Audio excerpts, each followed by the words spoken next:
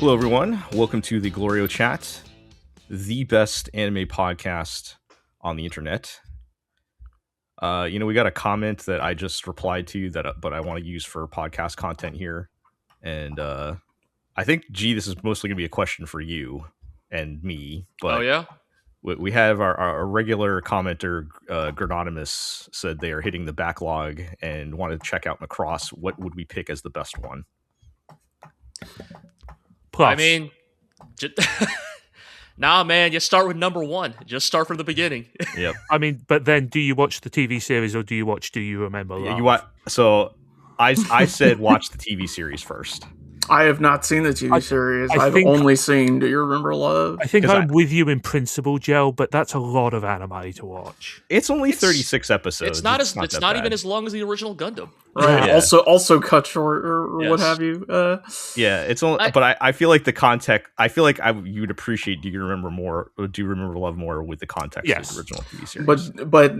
But Gel, Do You Remember Love has been canonicized by Macross Delta. Okay. Well, yes, and Frontier as well. But that's why you watch those later, right?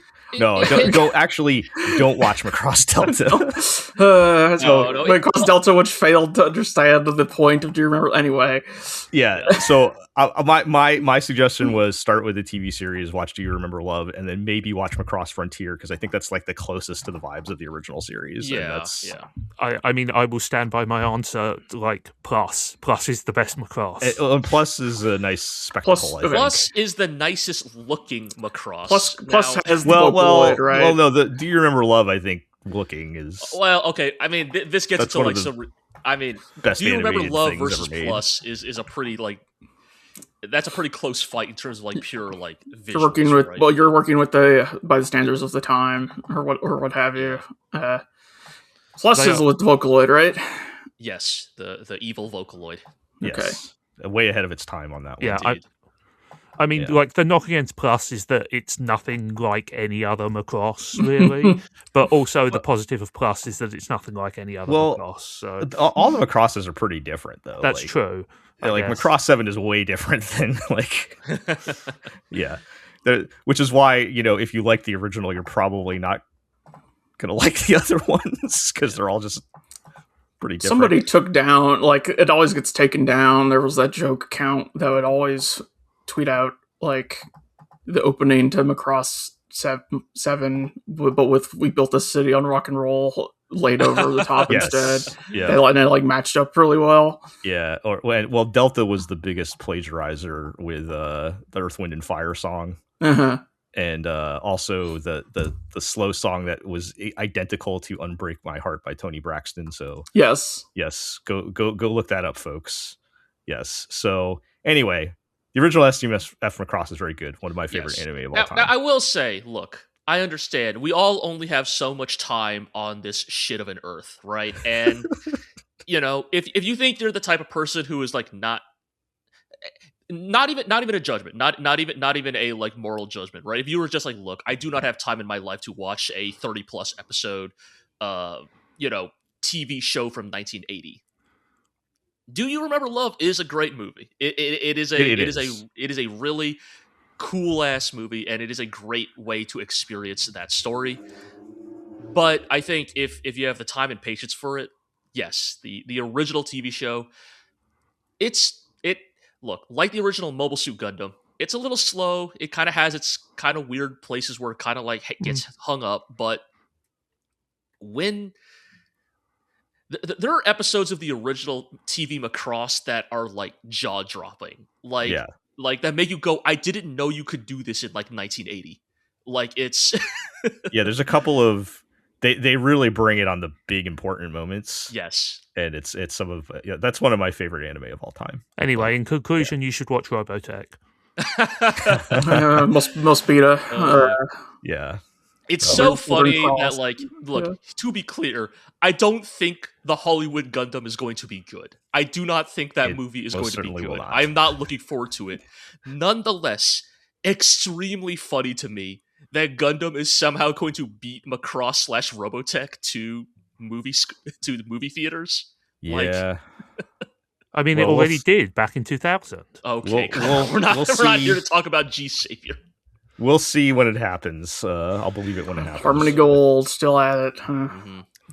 I have a distinct memory of at Anime Expo. I guess this was like 10 years ago now, because I was at Anime Expo. And like the guy who voiced Rick Hunter in Robotech was at a panel, and somebody asked him, like, would you voice the character again? And he like zero hesitation. He's like, if they pay me, yes. Now that's a working voice actor. That's the realest answer there is. Yep. Okay, well, we need to talk about anime that was released in less than 4 decades ago. Let's see, when did Hathaway's Flash novels come out? I mean, they came out directly after Shah's counterattack. Right? This is probably going to be a long one, folks. So you can get your get your snacks and your drinks and whatever, because we're going to do a Tokusatsu update, and then we're also going to talk about the Gundam movie. So just and then there's there's the inevitable hour of Marriagetoxin discussion. Oh yeah, and we've got yes, we have all of our other anime to talk about too. So, I don't think I have much to say about Marriagetoxin this week. We'll get into that though. Let's introduce everybody before we get into it. I'm Gel. I'm joined by Iro. I'm still here. I'm not dead yet. Did you know that there are 3 kind of aces? Okay, we can't do that. Not on this episode. You're into Ace Combat right now? Yes, I've been playing a lot of Ace Combat lately on my shiny piracy device. Your Ioneo Thor, you mean? Yeah. Yes. That series seems like a mood. It sure is. Yeah. Yes. We are also joined by G. Meanwhile, I'm over here trying to transcend my mundane and carnal desires. I laughed when that happened. Anyway, we'll get there. What, when he transcended his mundane and carnal desires, you laughed? Yeah. You're laughing. I'm trying to transcend my mundane and carnal desires, and you're laughing. Goddamn right I am. I have a feeling we'll be talking more about that.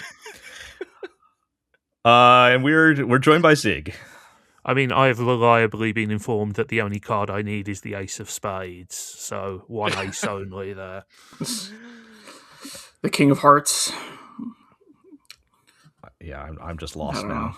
I don't even know what's going on anymore. I mean, Iro was trying to turn it into a G Gundam reference, but yes, I deliberately stalled him because secretly there is a dark enmity between us. Whoa. I know, crazy, right? All right.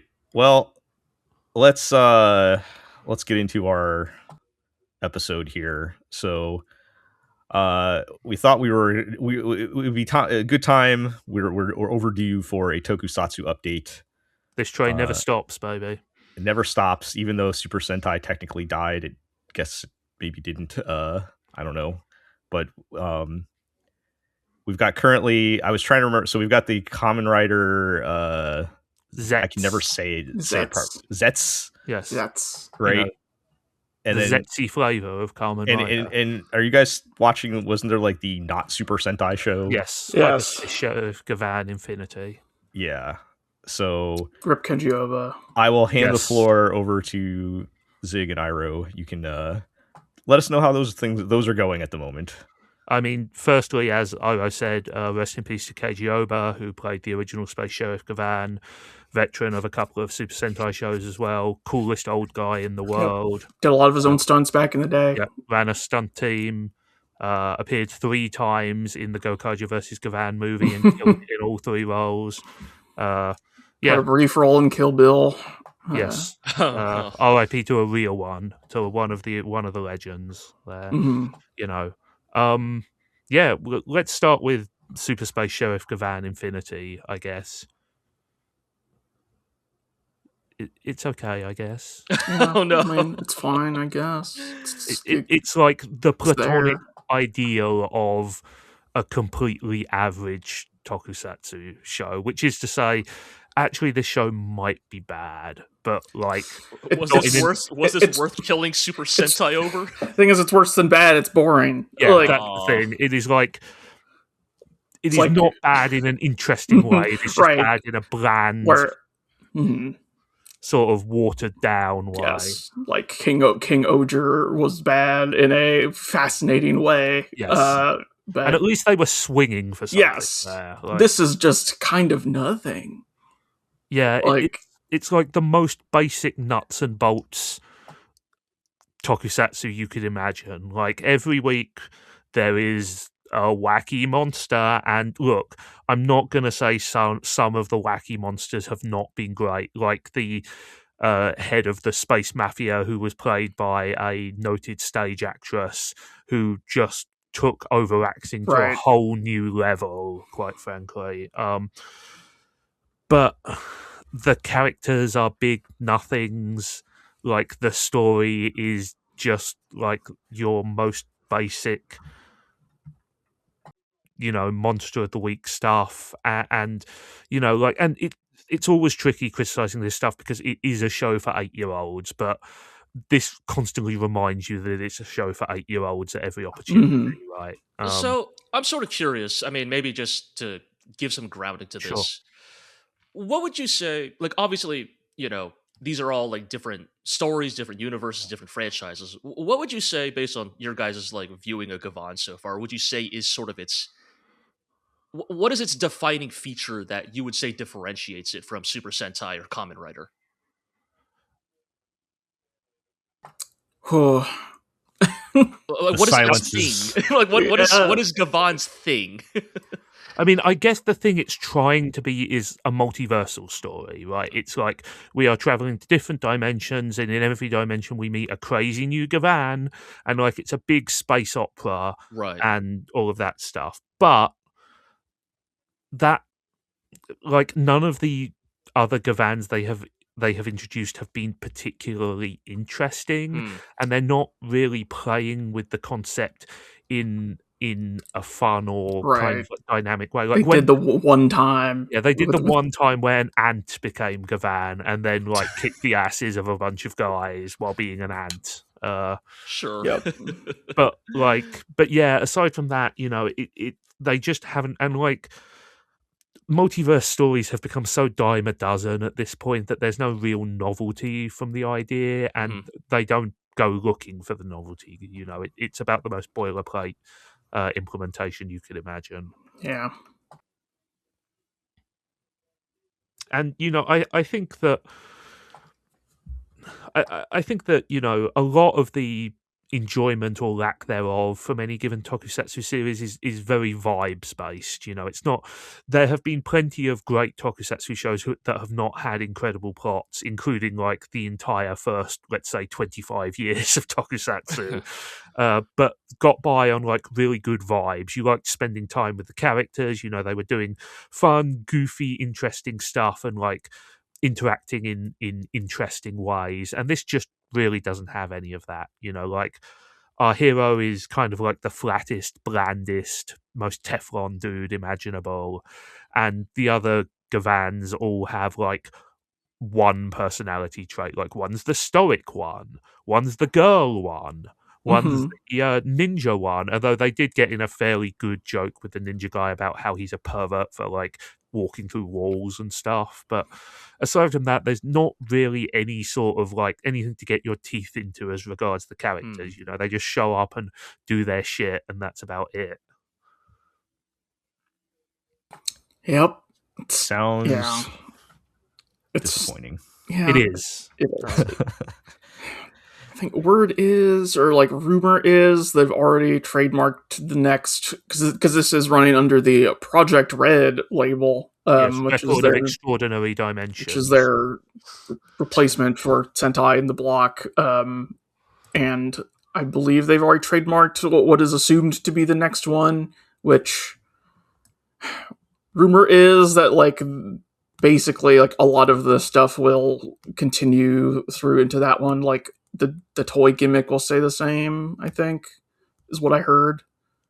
Ira, you'll have to correct me if I'm wrong, but isn't it also the rumor that this thing will only be half length compared to a traditional tokusatsu season? Yeah, that seems to be the rumor, because normally the trademark for the next show is not made like so quickly.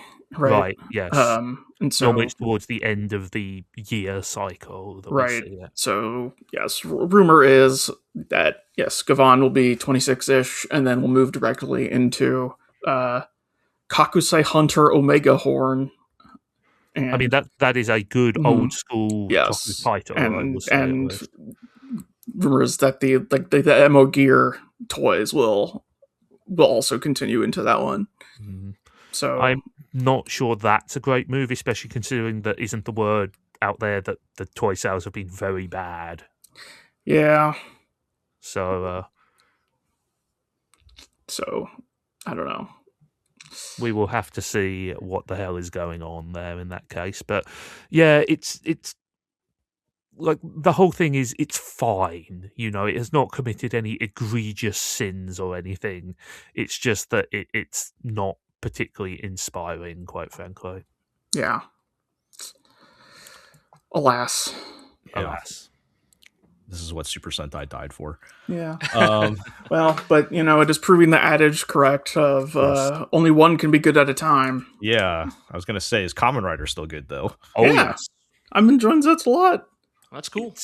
It's been really good. Like they've kept up the momentum incredibly well. I mean we've just hit kind of like a traditional big Kamen Rider milestone, which is he's got his ultimate form, which as usual happens around the episode 30 mark. But the last, like, what would you say, 8 to 10 episodes, would you say the Zeke stuff has been going on? Yeah, I think so. Last time we checked in was like right after the midway twist. Right, yes. Yeah, and Zeke sort of showed up in the immediate aftermath of that. Anyway, like the entire, as we were saying, the last like 10 or so episodes have been kind of like a plot within a plot about they've been confronting Sieg, who is kind of like one of the original agents of the evil spy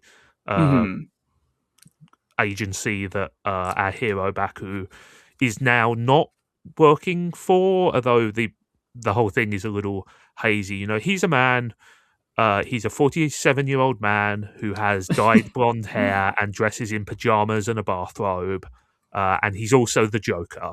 So so that's gonna be me in like a year. It's been very good. The guy who's playing him, who is a Toku veteran, he played Kamen Rider Garen and the Libra Zodiarts, really gets the assignment, which is just to be as completely goofily unhinged as possible. So that stuff's been fun. They've done. I continue to be impressed by the way Zeztz has like really layered in a lot of like mystery and intrigue into the plot. Like, I'm not saying it's the second coming of Agatha Christie or something, but they've done a good job of like making it feel like a spy drama. There's been lots of like ambiguous twists, and like, are the good guys and the bad guys become very blurred and all of that kind of stuff there. So they're doing a good job of like the writing is living up to the theme that they've picked. There have been a couple twists where I went like, oh dang, and then 2 seconds later went like, I suppose that's obvious if I thought about it for a little longer. It's like, oh, of course this would be the case logically if you puzzle everything out. I just didn't think about it.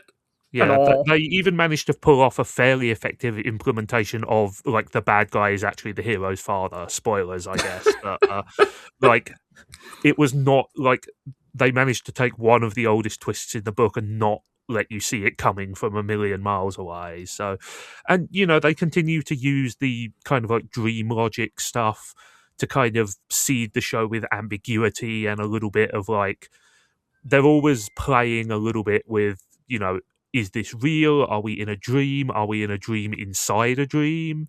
And, lots and lots of fun stuff like that, So it's been really genuinely engaging week to week, I would say. Yeah. I picked a good one to make the Western like first true simulcast. Yeah, I like mean, a lot of newcomers are watching this one.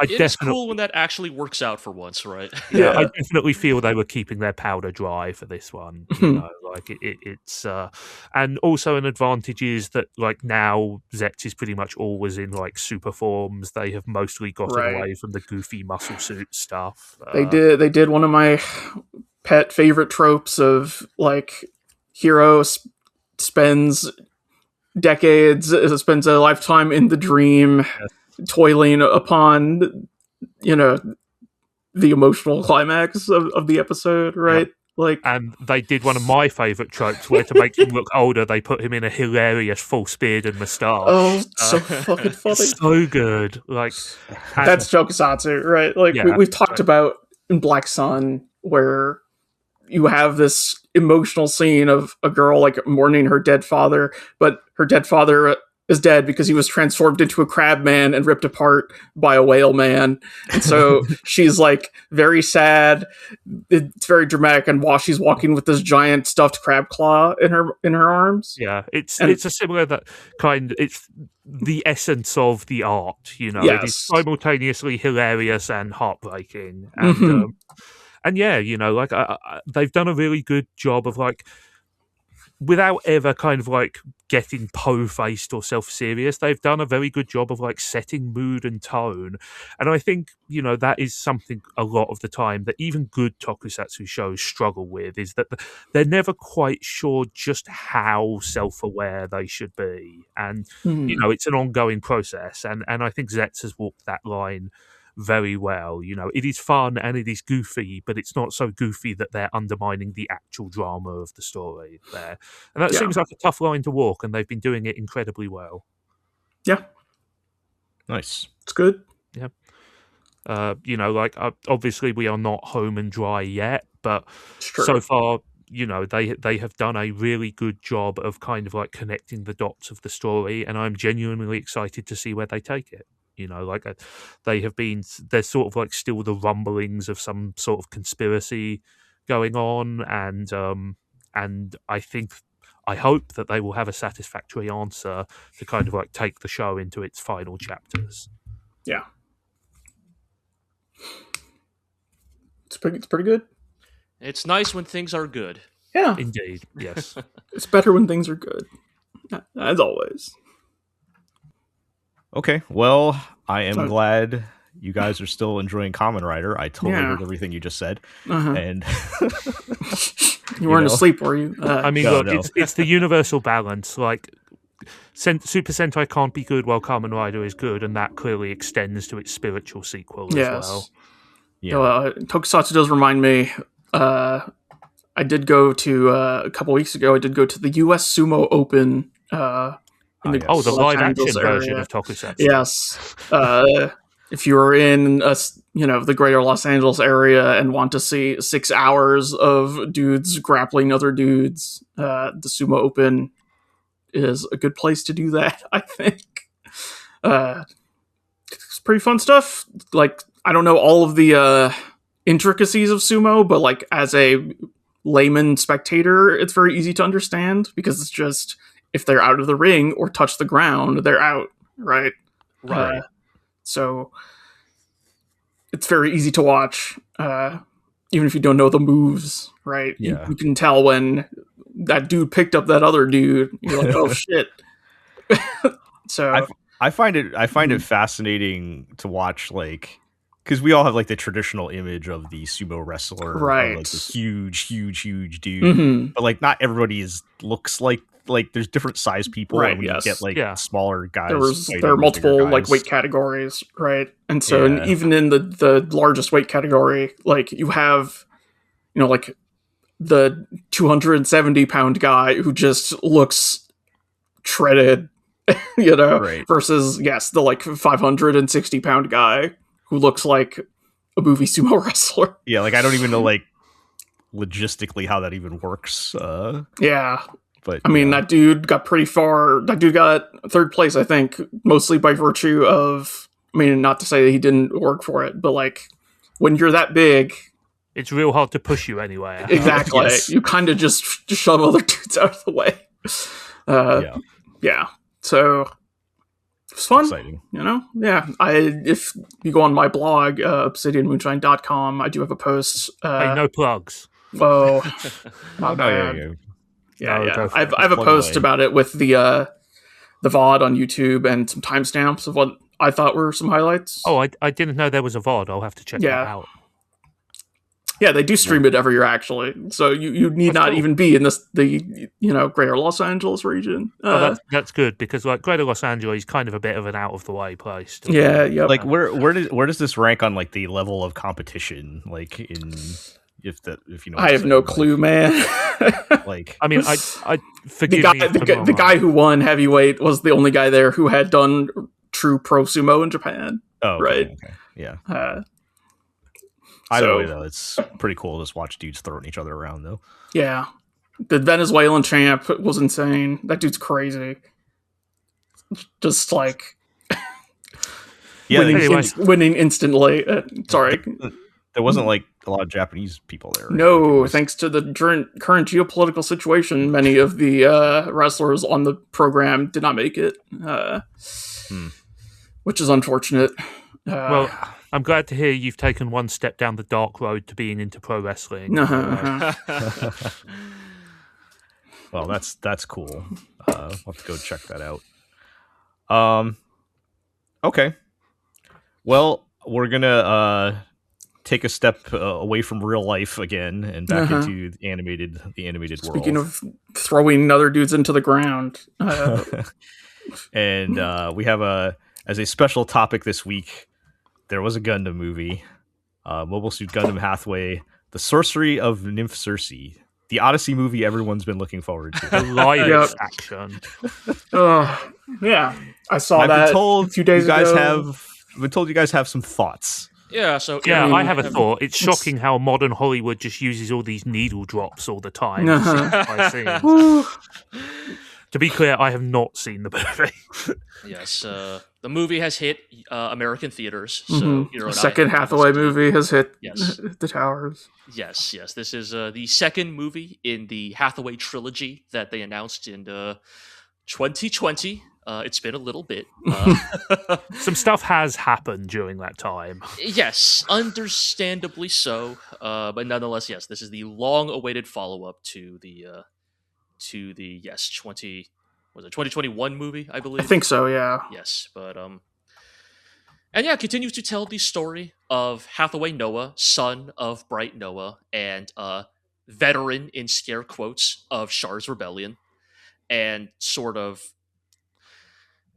the path that he has taken here in the late UC. This is now 12 years after the events of Char's counterattack, and in that time, Hathaway Noah has been radicalized into an anti-Federation terrorist and leader of the anti-Federation terrorist organization known as MAFTI. The cuddliest terrorist name ever. You have to say the whole name. MAFTI Nephew Aaron.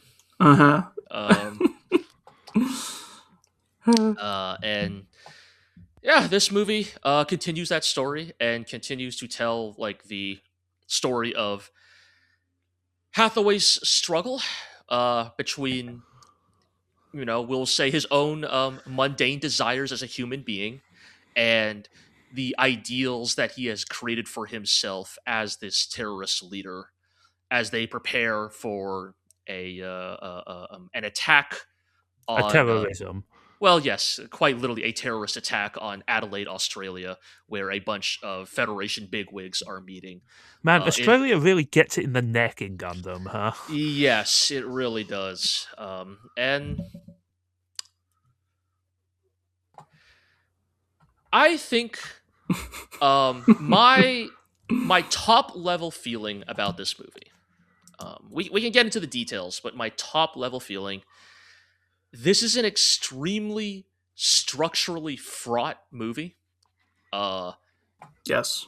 I think this movie has a lot of problems on the structural level. And by that, I mean how it is told, how it is paced, how it is presented, the things that occur on screen, how it is shot, even. I think this movie has quite a number of issues. but I would also call this movie deeply thematically resonant. I think there are parts of this movie that key better into the themes of the UC than anything else I have seen come out of Bandai in years.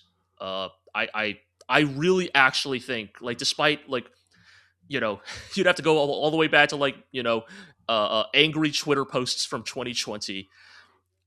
I had a lot of skepticism about the Hathaway project, about these movies, and about how could modern Sunrise even handle telling what is kind of famous for being maybe Tomino's most, like, black-hearted story. Yeah, I mean, like, by the time he wrote these novels, we were well into kind of like dark, nihilistic Tomino. This was Tomino even by at his his standards. This is a notable period for Tomino. As you said, Zig, this is Tomino at his most depressed. This is the Tomino that eventually writes Victory Gundam. This is the Tomino who was right in the middle of writing Gaia Gear. Yep. Like, this is Tomino in a developed very an unhealthy place. obsession with big rolling wheels. And Hathaway's Flash, the original novel, reflects that. It's a very bitter, cynical tale about how functionally the, like, literal miracle that Char and Amuro realized functionally didn't do anything for the betterment of mankind. It's a deeply cynical story. No lessons were learned. And I was just very skeptical that modern Sunrise, modern Bandai could tell that story. Like, I think the temptation in a post-unicorn world is too great, right? To, like, make this the cool version of that story. And in some ways, I have to take exception to that. Nothing that happened in Unicorn was cool. Well, look, you know what I'm getting at. Look, I'll put it this way. Hathaway also has Hiroyuki Sawano on the soundtrack. But Sawano has never scored anything Xenoblade bad. Chronicles, X's, Hiroyuki Sawano. Yes, exactly.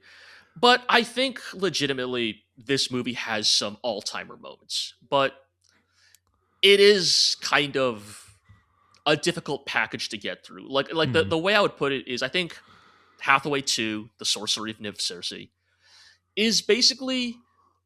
This movie basically exists as a package to deliver its last 30 minutes. And what a 30 minutes those are. But boy, that package gets kind of beat up on transit. Mm. Do you see what I mean when I was saying to you the other day, like, this movie visually reminded me of Ghost of the Shell 2 in a sense? Yes. This movie has a lot of weird hybridization of 2D and 3D animation. Right. I swear that on a lot of the wide shots, I swear to you that even main characters were CG. Like, probably. Or rotoscoped from, like, 3D models. Just the way their mouths move. I don't know. Maybe I'm wrong. It's getting harder to tell sometimes. I mean, yes. The other thing I would say is that uncanniness, deliberate or not, arguably added to, like, the atmosphere of Ghost in the Shell 2. I'm not so certain that you can make that excuse here, right? Right. Like, I think this movie is legitimately attempting to sort of be dreamlike in its quality in some ways. Like, it is the title kind of indicates that. Right. Like, this is a weird movie. Like, it's weirdly paced, it's weirdly told. And there's a bit towards the very end of this movie that had me fully convinced, this entire movie being like this was intentional. Now, is that a good thing? Okay. Now being intentionally weird and bad does not absolve it of being weird and bad, but... Did you ever think that they were going to pull the "this is all a dream" trick? Not that, but... I will just say... Hathaway's perceptions are in question. Yes, that is what I would say. Unreliable narrator. Very much so. I was curious how you would react to that whole sequence, because I could have... At the end? Yes, at the end of the battle, because I could have seen you going either way on it, right? I love it. Okay. I really do. I think this is what I love. I was like, because I didn't want to say before you had seen the movie, like, I thought that was pretty good. But I think that sequence, there's a sequence at the end that is basically just goes full new type ghost bullshit. And here's the thing, I know, Frog, I know, Zig. Didn't they just make a whole series about that? I know, but I think they pull it off. And I think they pull it off because they delve deep into the well of like everything Tomino was trying to say about the end of the UC, or Sure. the tail end of the UC, the end of the Amuro Char saga. And I think they make it rides the line. It really rides the line of like, here are your favorite toys again, jingling keys in front of you. But I think it rides the line. Hang on, sir. I thought Toru Furuya was recalled, product recalled. So yes, there is that part where Yes. I think we have to. Amuro features semi-prominently in this movie. Sure. And his voice is heavily distorted because it's like, I think it's, they're trying to do the whole like, oh, is he real, or is Hathaway going through a psychotic break? And also, But they're probably using archive audio, right? there's enough Okay, dialogue okay. here that sounds new, and Sure. it sounds like Toru Furuya. He has a very distinct voice. I think it's him. And How is it we're think- having to do this disclaimer on two I- separate podcasts in like a month? Zig, I got bad news. We're going to be doing this disclaimer for the rest of our lives Yeah, because you're I right. think Right. tragically, the way the Japanese media industry works, being a sex criminal is like a slap on the wrist level offense in Japanese like celebrity culture, and I think they've just welcomed him back. I mean, they're not parading him around. I will say that, but they are certainly letting him in through the back door to voice Amuro. I will say as well, he didn't do anything criminal. He just did something deeply, deeply, deeply, deeply immoral. You know? Sure, yes, God, and I hate that is probably their defense. That is the defense they're literally going to run. Right? Is technically he didn't do anything illegal. Anyway. I digress. Yes. Yes.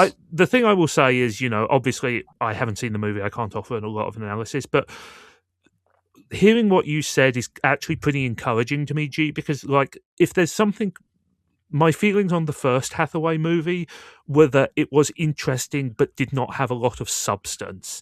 And hearing that this one is perhaps messier and like uglier but has substance is way more interesting to me. That is kind of how I feel about this. I think this is a more jagged movie. Its peaks are higher, but its valleys are quite low. Where did it get like interminable for you? Because I think like, was it the absence of Jollibees? Well, there's. I mean, that, yes. first of all, Yeah, but yeah. I think a lot of the geeky sections. she's like the center of this movie. Like, Okay, but like, no. Here's yeah. I just think, did we need the apartment montage? I kind of like the apartment Okay, montage. that's cool. No, like, does it add to Hathaway's story? No, but like in the context of this movie being about like broadly like the eponymous sorcery of the Nymph Circe, like yes, Gigi's influence on the Federation, on Kenneth, and how that's causing problems, and Gigi's influence on Hathaway. Is this like, a even story about how a indirectly? man is laid low by a lady? Kind of. yeah. Quite frankly, Like, yes. There's a non-zero amount of Hathaway basically being like, I can't simp for Gigi, I simp for quests only. I mean, the title is an Odyssey reference. Yes. I was joking, Yes. but it is an No, Odyssey reference, it right? is, yes. She is quite literally the nymph. Yeah. In this, the titular nymph here. Put it but, this way: at least she is only the second most problematic woman Hathaway has been assessed with. So when I say this movie is more jagged, I guess what I mean is like I think this is a good way to segue into some of my criticisms of this movie. That will also in some ways be praises of it, because I think that is a thing. And like it is very very much, a lot of my criticisms of this movie are a sort of two sides of the same coin deal. Yeah. I love, in many ways, how unpretentious the filming of this movie is. The way I described it when I walked out of the theater is there's almost a like live leak war footage quality to some of the scenes in this movie that I find quite haunting. Like, the movie is like messy and dark and ambiguous in the way that, like, if you've ever like voyeuristically watched like combat footage online and it's like tracer fire like firing in the night into the distance, a second later you see an explosion, you don't know anything else. It's like there are moments in this movie that are like that, where And Gundam is always right. to be clear. I don't think this is exploitative. I think it's just Gundam has always existed alongside the portrayals of war. What I was thinking during some of this movie was like, we've talked about how Tomino, the way he in Tomino anime, he like directs it so characters are doing a lot of like dumb, mundane things, and like this adds to the physicality and the like feeling of realism in the characters because humans do dumb things, and I feel like this approaches it of the world as well. Right, and I feel like this approaches that from like a completely different vector, but achieves a like similar effect. Yes, right. Like there's a part where like, you know, so this movie introduces like Hathaway's crew of merry rebel pilots, right? You know, we have made sure to add another like 3 to 4 hot women to the cast. Yes, you know, like you have the grizzled vet pilot, you have the cute girl with twin tails pilot, you know, like et cetera, right? And basically, there's a scene in the middle of this movie, and I won't spoil it, but basically, it's just a shot. It's like just like a shot of a nighttime vista in the Australian outback, and it's so dark you can barely make what's going on. And then you just see two lights in the distance, just like clashing like a Dragon Ball Z fight, and they're exchanging tracer fire, and then one attempts to like boost its afterburners to escape, and then you just see an explosion and a fireball crash to the ground, and then the shot holds for a little bit longer and then transitions to Hathaway arriving at this location and discovering the wreckage, and they're just like, I think that's so-and-so's markings. Well, yes, our plan to split into 3 to avoid us all being shot down worked because only one of our 3 squads was shot down. And they just That's a win, baby. And and it's just like there's like one survivor of the skirmish, and he's just like, yeah, they died in like, yeah, we got caught by a Federation patrol. And that's it. Like there's no like, oh, what was that person's last words? What did that fight look like? Who cares? There were no survivors to tell the story. Like, did this person go out swinging? Were they shot in the back like an animal? Nobody knows because there are no living survivors to give an account of that battle. And the battle's not even really portrayed. And it's so effective at portraying, yes, the sort of like terrifyingly mundane nature of war. It works so well. But then at the very same time, this movie is just way too dark. And I don't mean that tonally. I mean can't that see literally. Shit. I can't see shit, Captain. Like, is this the... We need some gaffers in here. Yeah. The problem we're having with Dorohedoro too? A little bit, yeah. Of like, sometimes it feels intentional, right? Sometimes it feels like, oh, it's because these people literally are having these conversations in the dead of night in the Australian outback, and there is no natural light. But other times it's like, no, I think for the sake of visual clarity, I very much would like to know what is going on in this scene. And I think it really becomes a problem in multiple parts of this movie where I think, because when it's used for ambiguity, I think it works. But there are scenes where I think they do generally want you to see what's going on, but it's still too dark. And you know, I'm sure like there's going to be the eventual explanation that, oh, well, you know, we tuned this movie for IMAX screens and HDR or whatever. And it's like, hey, guess what? I saw this in a regular theater and I couldn't fucking see shit. Like, and, you know, fuck me, I guess, for not having a real IMAX theater nearby, you know? But it really becomes a problem in a lot of places. Also, the CG mecha in this movie are not very good. It's real hit or miss. It's real hit or miss. I mean, a Gundam movie without good mecha is kind of a problem. It is. And, like, this is not to be a wow, cool robot guy, but, like, you know, Hathaway's... It is important the robots are at least a little bit. I've really groaned when there is a flashback to Charge Counterattack in this movie. Of course there is. Yes. Yep. And there's that shot of the new Gundam's head as the camera zooms in while it's blasting its Vulcans, right? Yes. That was like in all the trailers and everything for Charge Counterattack. Yeah. They do it again and it's a shitty CG new Gundam. And I was like, no! Yeah, you should have just used the old one. Just copy and paste that footage. And here's the thing: like, there are actually parts I love of that CCA flashback. Yes. I think actually look really good. But yeah, the CG is just—it's not great. But And related to that, I don't want to spoil too much of this movie, but I will just say I think thematically there are, like, again, it's a shame the fights don't look that good because I think thematically there are really interesting stuff happening in it. You know, we had that conversation the other day where you were like, at this point, mobile suits have just like become planes again. Yeah, so like to be clear, I don't think this is even much of a hot take. I find the mobile suit design of the Hathaway movies to be aesthetically repugnant to me personally. I do not like the She Gundam. I do not like the Penelope. I really don't like the Elysius, the new mobile suit that appears in this movie.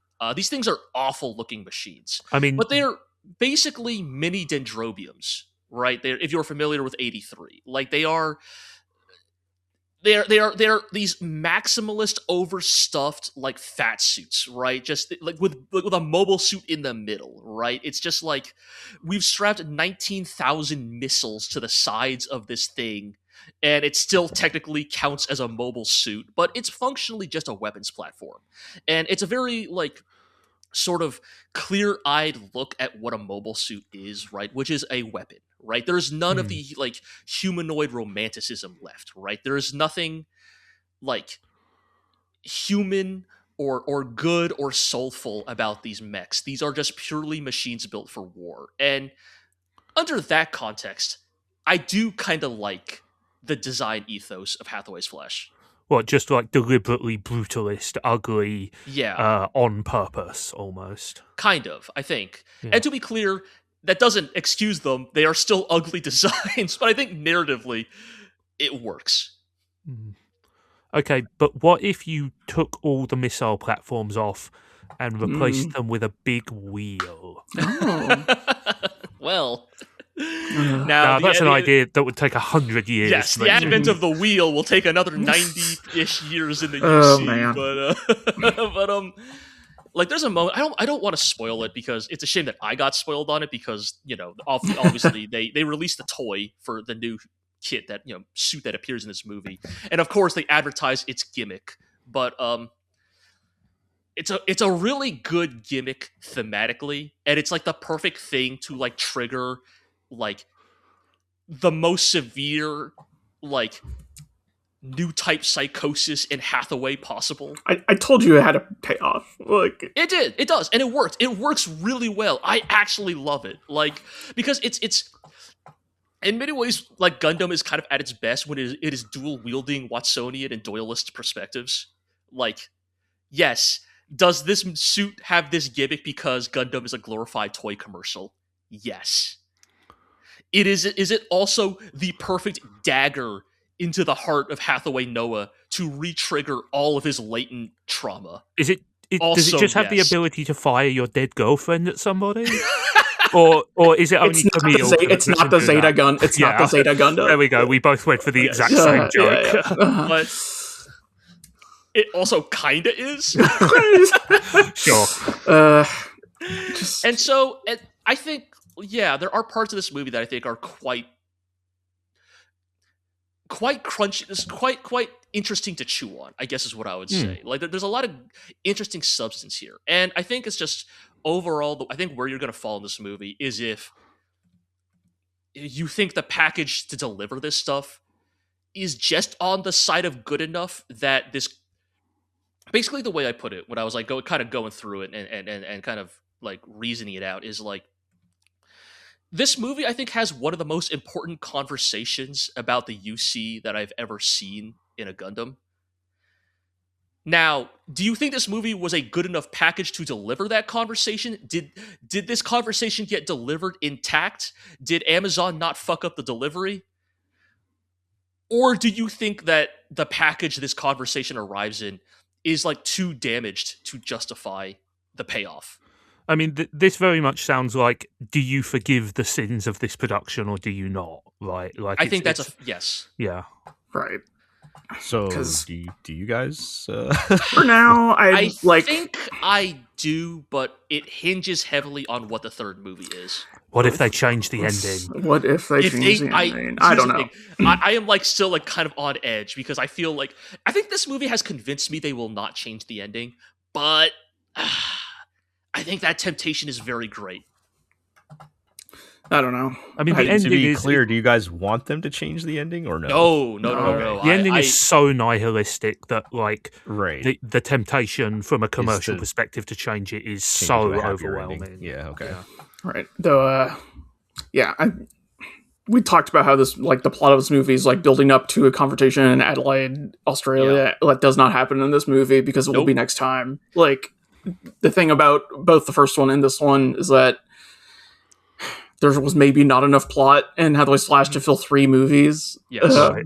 But so it kind of drags its feet. Like, it really does. Like it's the inverse of Char's counterattack, where you feel like there should have been an extra 30 minutes at the start of this movie. Hathaway is the inverse problem of they're trying to stretch out what was a fairly short novel across like 3 movies, and you really feel it. Yeah. I mean, like I said at the beginning, though, like the fact that there is, substance to talk about, something to chew on, to me is a clear upgrade from the first movie, which was just kind of shallow. Yeah. I think the way I would put it is I think that if the first movie is probably easier, I'll put it this way. I watched this with a couple of friends who have seen the first Hathaway movie. They like the first movie more than the second, and I think that's fair. They are not as in the paint, and so I think for them maybe the payoff. They're loathsome casuals. No, it's just that I think the payoff at the end of this movie did not hit as hard for them, and so without that, this movie is probably kind of just an interminable quagmire of weird Tomino dialogue. Which, to be clear, I'm here for, right? Yeah, I wrote my hand. Hathaway crying in the shower, saying, I cannot escape my carnal lusts. Yeah, it's so good. Yes, like big belly energy there. Every time Hathaway looks at the camera, it is like I am too horny and I must stop being horny. It's how can I achieve my ideological goals if I'm so horny? Oh, so what you're saying is that this is a faithful adaptation of the Odyssey, then? Telling you, yeah. It's good. I think this movie has a lot of. It definitely has a lot of good stuff in it. It's definitely very uneven though. I am excited to see it. Given everything you have said, I am much more interested now than I was before. Yeah. I will. Go ahead. Just funniest credits drop. Like in a while. Yeah. The credits are. Here's the thing. You look up the lyrics. Yep. See, I told you. Yes, it does make sense. No, it's just so dumb. It's so dumb. Wait, do they use "Sweet Child of Mine" to be about quests?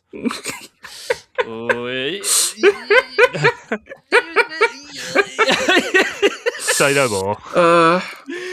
What if it was because you reminded him of quests? What? She's insane. Just God. Yeah, like I said, so I'm goofy. more interested to watch it now. Yeah. All right. So funny. Well, Anyway, yeah. I guess we'll be back in 2030 when the third movie comes out. God, please no, please. Well, actually, I guess at this point that would be only 4 years. But God, 2030 is coming up a lot faster than I care to think about. I do not want to be 40 when the last Hathaway's movie is out. All right, but yeah, being 40 sucks. Hell, man, being 30 something sucks right now. Yeah. All right. Well, it sounds like an interesting. One last shout out. Okay. Before I forget, for all the Grunt fans out there. I know this is a low bar. In fact, this bar is literally on the ground. For all 7 fans of the Gustav Karl Federation Mobile Suit, this movie probably has the best showing from the Gustav Karl I have ever seen in any piece of Gundam. And by that, I mean they managed to make the guy in the Gundam sweat for about 30 seconds before they die like animals, which is... Don't forget don't forget their incredibly high civilian kill count. Now we're not judging a grunt suit by its civilian kill count. We are judging it by its on-screen feats. The Besides, everybody knows that the special suits have way higher civilian kill counts anyway. It's just there's like a good bit where basically Hathaway gets jumped by basically two like GMs, and of course Hathaway's going to kill these dudes like animals, but like they put up a weirdly good fight actually. Like they kind of do some cool wingman stuff where they're like covering each other's attack vectors and like they're kind of like doing this goofy like tandem like hopping thing where like one hops while the other's on the ground, and so they're like fucking like skipping rope and like firing, like one is firing while they're in the air and the other's firing while they're on the ground, and they just like keep like bunny hopping towards Hathaway. Math tactics. It kind of works. Like it does throw him off for about a minute. So Mav tactics, that's Quake 3 tactics right there. All right. Well, it sounds like you would have enjoyed it more than when I went and saw the G-Quux movie, but sure, yeah. I can't remember if I said what do this. I know? I don't know anything about Gundam, so I can't remember if I said this at the time, but when I went to see the G-Quux movie, like the first 5 minutes were projected in the wrong aspect ratio. God, I think and none of the subtitles were on screen, so I had to explain what was happening because it's just that one episode of Gundam. So. Right? Yeah. Yeah. Okay, so let's move along and get back into our regularly scheduled anime coverage for things airing this season, and we'll kick things off talking about Marriagetoxin. I've been high on the show up to now, and I kind of was not feeling these 2 episodes. Just to set the stage, we were battling the Soundmaster, right? Yep. And I think they got the ratio of comedy to action wrong. In what the way I would summarize it, because I see this show as primarily a comedy. And I think the ratio should be about probably 75% comedy, 25% action. This has always been the difficult ratio of the action comedy, right? Is how much action versus how much comedy. And yes. And there's not a set formula. It depends on the show. It totally depends, right? But for this show, I believe it should be primarily comedy because the bits of action they've thrown in are fun because they're so like outlandish and crazy and like. And I think that's maybe where I kind of feel with you that this has been a kind of generally a weaker arc of Marriagetoxin, is that the action in these last 2 episodes are not very funny. Right. Like just straight up, right? So there's a lot of it. And so that means it just kind of becomes a very standard like battle shonen, right? Like there's no, and I kind of get it because like the subject matter of this one, right, is he's protecting the girl with like low self-esteem, and the Soundmaster, in sort of stand-esque fashion, we get a lot of, I guess, sound waves could be used like that. Sound waves are really just vibrations, right? That is another point I want to bring out. I am all for stretching the boundaries of anime superpowers. But I feel like they were going a tad bit too far on this one. It kind of feels like the author blew their load on this, right? What do they do with sound waves? All right, so step 1 is like, layer 1 is like, sound waves, vibrations to cause like, to like dismantle buildings and make stuff, et cetera, right? Yeah. Got that one. Sure. Layer 2, mind control. Right, we talked about it last time. I think it's supposed to be sort of a Pavlov dog effect of ring the bell. And, sure. Like, sure. Yes. Step 3, genjutsu. I mean, it worked for Orochimaru's Sound Village Ninjas, right?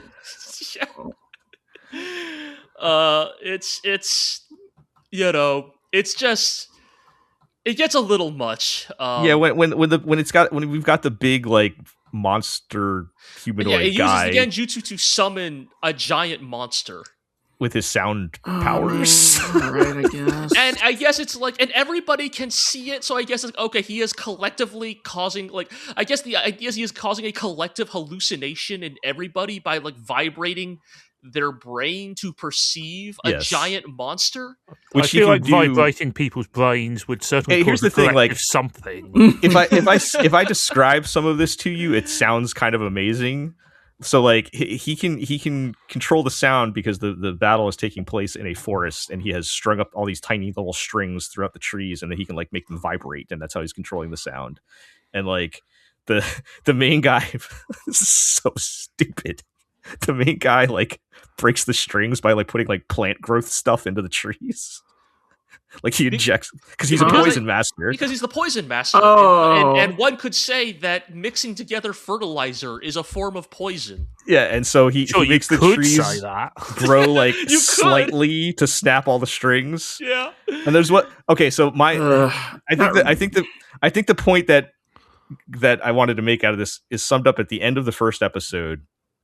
The bad guy is like he's not good at like frontal confrontation like fighting, right? Like so he needs he decides to fashion a violin, I guess, to help make him sound or something. Right. Oh, and yeah. He uses sound powers to the vibrations of sound to form trees into a fully functional violin. So he uses his vibration powers to like instantly chop a tree down and form it into a violin.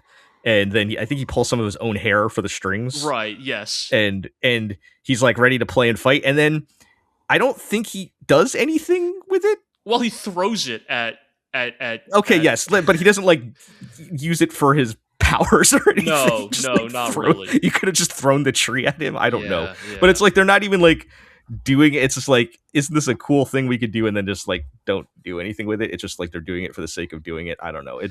I didn't find. Whereas before in previous episodes, the action was sort of a punctuation mark where you'd have one kind of quick little scene and they would do some outlandish, crazy, stupid thing. And you're like, haha, that's funny. And you moved on back to the comedy. This was like probably the entire first episode and like half the second episode is all this one fight scene. Yeah. And it's just like them randomly doing stuff to each other with no like, there's no joke. And then the action itself is not like really that. I didn't find it that satisfying either. It's serviceable, but like it looks okay, but like it's not like I was like, oh, that's cool or whatever. Like it was just like, all right, yep. Yeah, I think again, as you said, Jel, I think the ratio is getting a little weird here, and like, and it's making me realize, oh, this is one of those shows where the action and comedy are distinct binaries. Like they exist in their own separate realms, and they do not overlap much. And right. I think that can begin to be a problem, right? Because when you think about like I don't know, like the easiest example of good action comedy, Jackie Chan movies, right? Where like the action is the comedy, right? Like they are one and the same. It's Jackie Chan going, oh, how do I fight these guys? Oh, well, I found a ladder, and now I'm gonna like kick all these asses with the ladder. They blend seamlessly into each other. Whereas here with Marriagetoxin, they've sort of made it very obvious that they've segregated into these are the funny parts, these are the action parts, and never shall the two meet.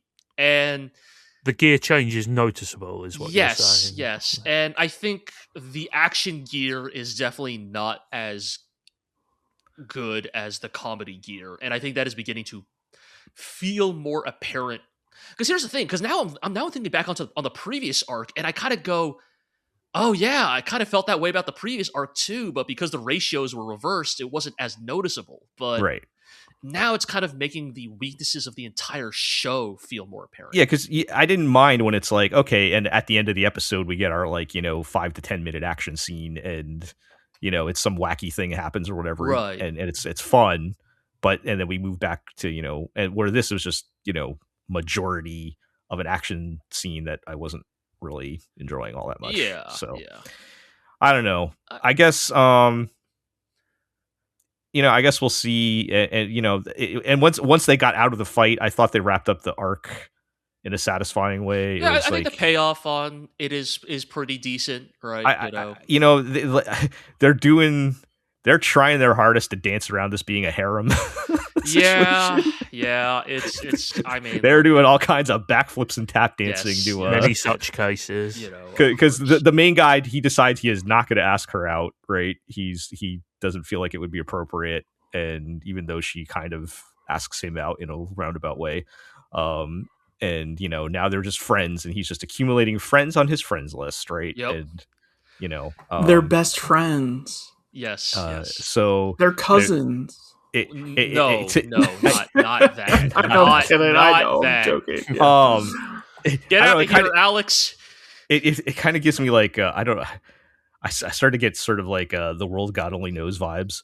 You know, there is a little bit of that, like, yes, that type harem of collecting mentality to this. Yeah, it's not really a harem, wink, wink, but well, it's just like, look, I've seen it's just girl of the week. Yeah, I mean, look, I've seen enough girls show up in this thing where it's like, look, I can see where this is going. Look, we got the pink haired girl is next. You know, she's the one in the OP, right? Like we're just going down the list.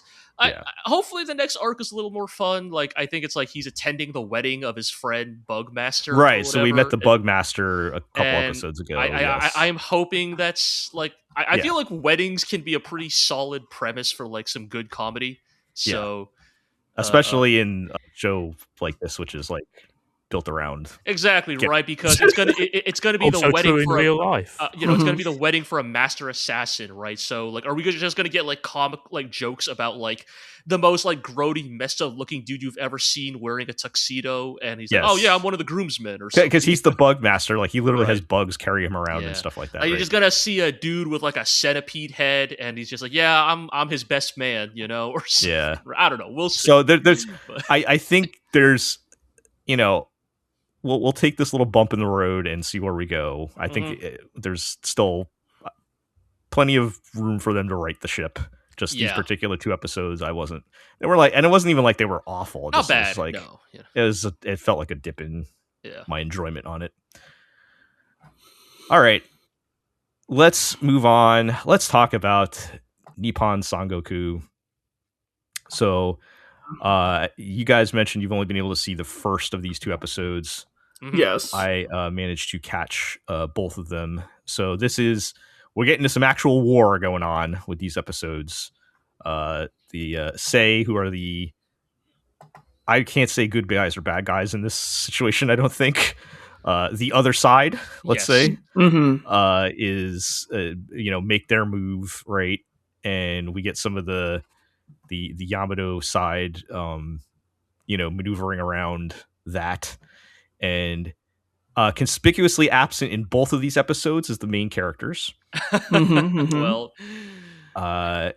and I'll say, in a way, that made me enjoy it a bit more, I think. Sure. I mean, that's not a good sign, but hey, okay. I mean, verdict. So yeah, they're so you even in the second episode, they don't show up because the what's the main kid's name, Aoteru or whatever, and then the other guy that he's always with, they show up for like 5 minutes at the end when they hear kind of what's going on, and then they're going to kind of start intervening, I think, but they are broadly absent from the activities of these 2 episodes. And I don't know. A lot of this is just, the old general dude kicking everybody's ass. War stuff. There's some war stuff going on. I don't think a lot of the problems that we don't have to rehash all the problems we've gone through, but a lot of the problems with I think the presentation of everything, where they're just kind of explaining on the map and then they moved here or whatever, is still there.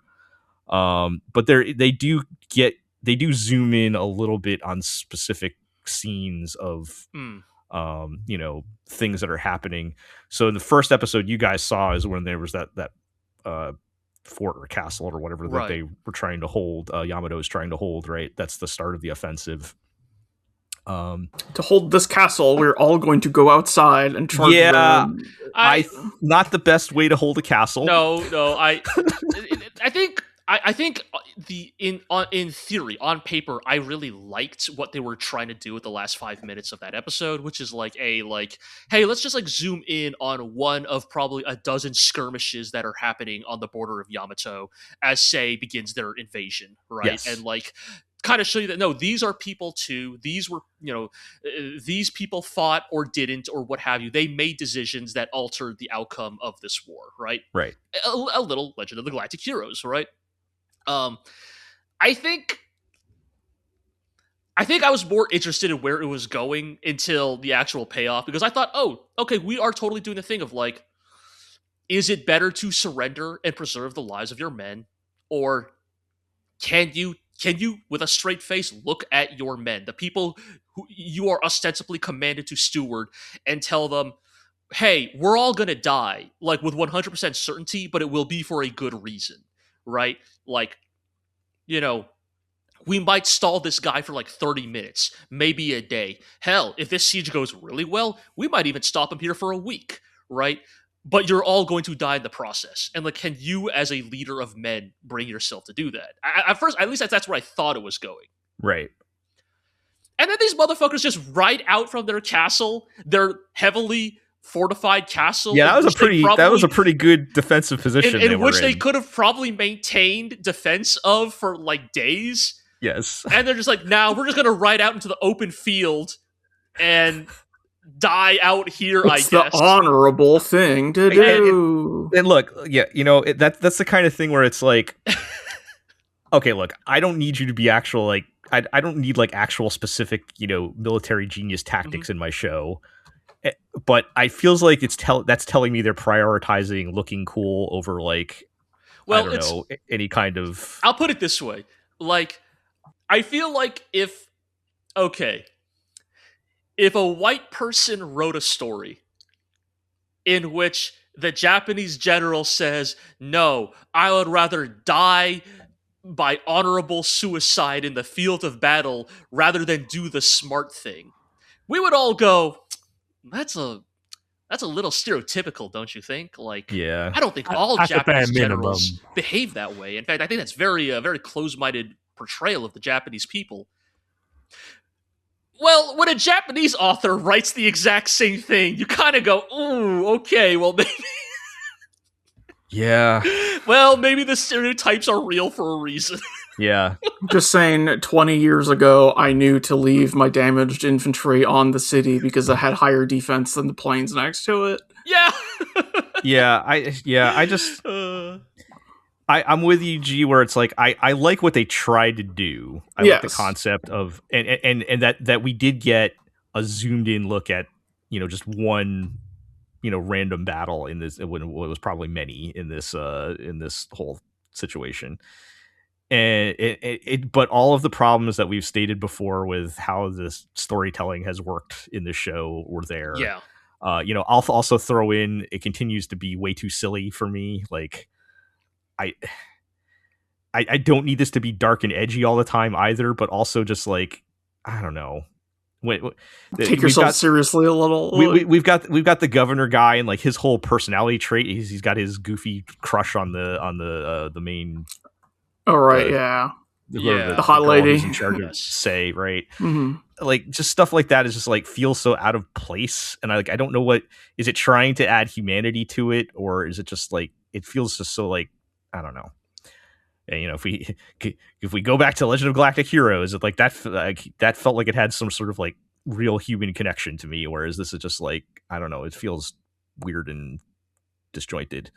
The second episode, I kind of felt pretty similar. It gets into you know, what happens to, we've got the kid, the what's his name's son that he sent out on this campaign with the snot-nosed brat, literal snot-nosed brat. Yeah, he's literally like, you know, 10 years old or something like that, and because his dad is the cartoon villain and all of this, he sent his son out as like the commanding officer of this expedition out into the enemy lands. They're supposed to be like one of the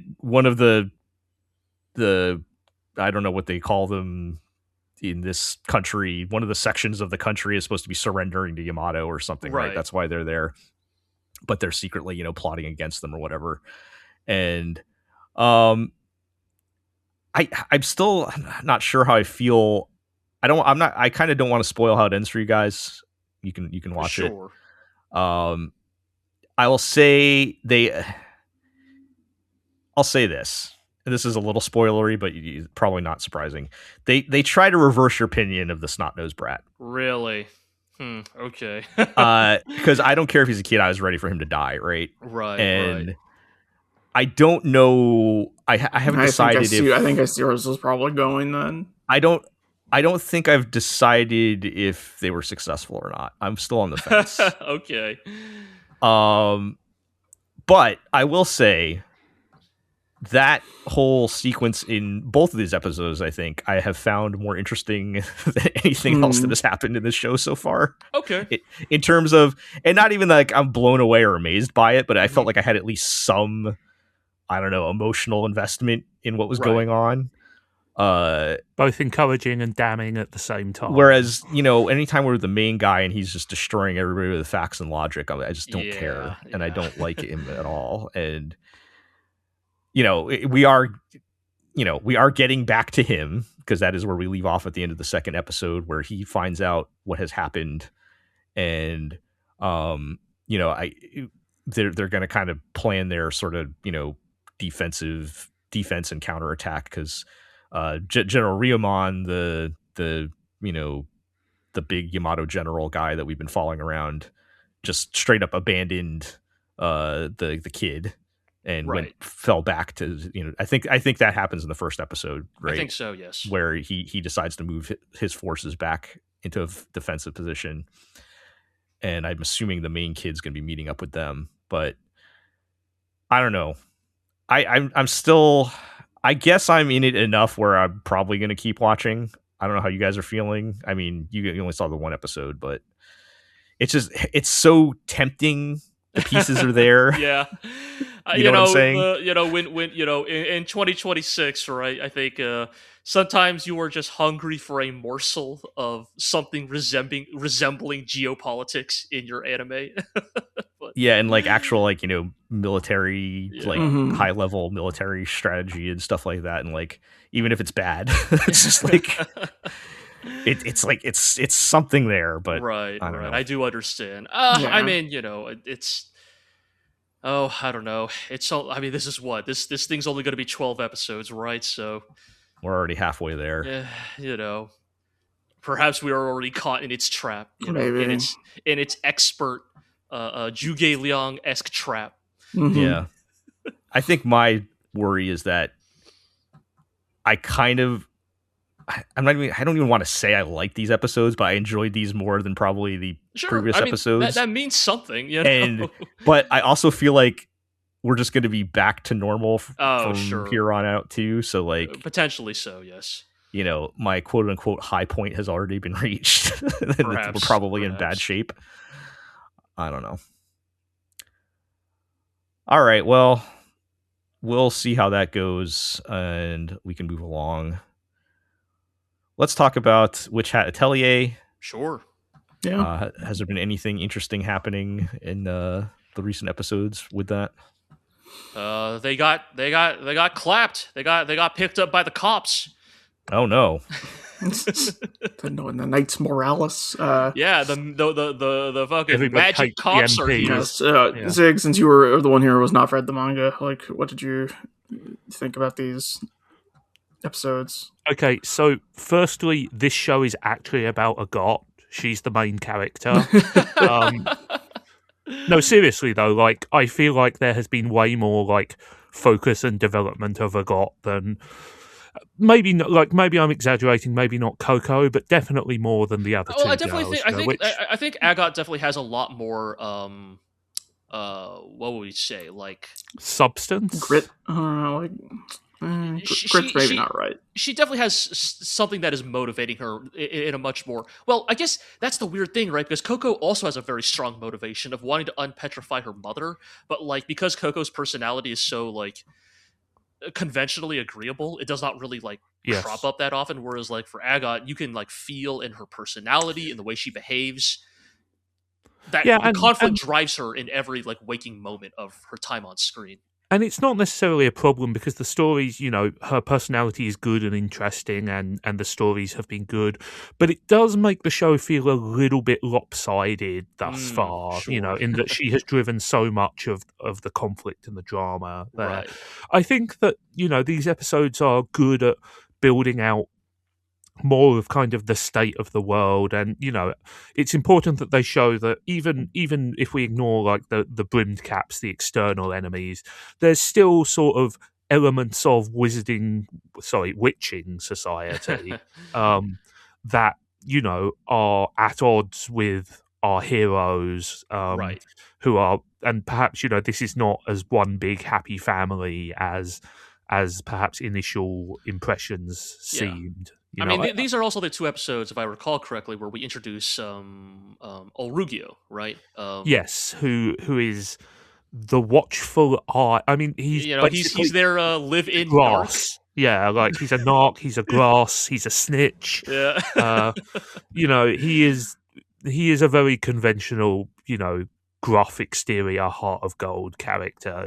I don't really have too much to say about him yet because he's kind of just been fairly one note so far, and that's not a problem because he's only been here for 2 episodes. Sure. But yeah, I think like the stuff with Agot is the interesting stuff, right? Like there's sort of her desperate need to prove herself. The hints they've been given that she has some sort of dark past, probably with the brimmed caps, and she is the major driver of the drama in a way. And like I said, that's mostly a good thing because she is an interesting character. I do think that the arrival of the pigs, the fuzz, the whatever you want to call them, the what's their actual name? The Knights. The Knights Morales. Knights Morales, yes. They weren't being subtle with that name, were they? Like that's an important escalation for the story, as I was just saying. But it continues to be very handsome, beautifully produced, occasionally quite funny. Perhaps there is just an X factor missing at the moment. I can't quite articulate it, but I think it needs something to just take it that level higher to be appointment viewing, at least to me. I think that's very fair, right? I think this is sort of like the thing Iro and I were trying to like gesture at when we were doing the previews for Hat Atelier, right? I think very well made anime, beautifully crafted, yes. like, no real like criticisms of it on as a craft, right? As a work of craftsmanship. But I think that there's always been a little bit of that feeling that Hat Atelier is merely pleasant. It does not quite like there aren't like unless you're talking about like people who are a fan of the art, which is very nice. There are not a lot of like Hat Atelier sickos out there, if that makes sense. Yeah, right? I mean, like it's whenever I have heard it mentioned in fan circles and stuff like that, it has always been for its incredible artwork. And I think that there are, and that's not a reason. I think there are plenty of people who are steadfast fans of the manga for that reason and for other reasons. But I think that in animated form, yeah, look, it's hard to articulate, but it just needs. It is a solid 7 to 8 out of 10, but it needs a little something more to just kind of like really kick it into the highest possible gear. Sure, yeah.